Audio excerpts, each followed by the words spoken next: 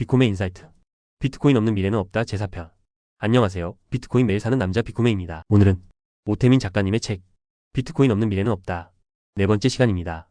책 내용은 제가 직접 읽고 간략하게 정리하는 형식으로 진행 중입니다. 오늘은 중국의 자의식이 고양되고 있는 시대 1대1로가 유지되는 상황에서 중국의 이 위안화와 미국과의 냉전에 대한 내용입니다. 주제 1. 해결사 중국의 등장과 야망. 2008년 금융위기의 진원지는 미국이었지만 가장 대담하게 대응한 것은 중국이었다. 중국 정부는 무려 4조 위안 약 5,860억 달러를 쏟아부으며 세계 경제의 구원투수를 자처했다. 이 사건은 중국에게 자신감을 심어주었다. 미국은 과잉 소비와 불균형의 상징으로 전락했고 중국은 성실한 생산과 성장의 상징으로 자리 잡기 시작했다. 시진핑 주석은 덩샤오핑의 도광양의 빛을 감추고 때를 기다린다 전략을 폐기했다. 대신 중화민족의 위대한 부흥을 외치며 중국이 잃어버린 문명의 중심으로 복귀해야 한다고 선언했다. 2. 1대1로와 부채의 함정. 중국의 야망은 1대1로 프로젝트로 구체화되었다. 육상과 해상 실크로드를 통해 자본과 정치적 영향력을 수출하려 했다. 하지만 그 실체는 신제국주의적 실험이었다. 스리랑카 한반도타 항구 사례가 대표적이다. 중국 돈을 빌려 항구를 지은 스리랑카는 빚을 갚지 못해 항만 운영권을 99년 동안 중국에 넘겨야 했다. 이 사건은 전 세계의 부채의 함정 외교라는 공포를 각인시켰다. 금융 질서에서도 도전을 시작했다.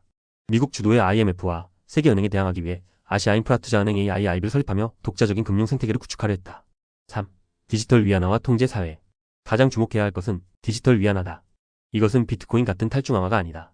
정반대로 국가가 모든 거래를 실시간으로 추적하고 통제하기 위한 디지털 감시 도구다. 기술이 인간의 자유가 아닌 통치와 통제의 기반이 되는 중국적 통화관을 보여준다. 이러한 중국의 본색은 코로나19 사태 때 적나라하게 드러났다. 정보 은폐, 내부 고발자, 탄압, 그리고 마스크를 무기로 삼는 외교는 민주주의 국가들에게 중국식 모델이 대안이 될 수 없음을 깨닫게 했다. 4. 신냉전의 시작.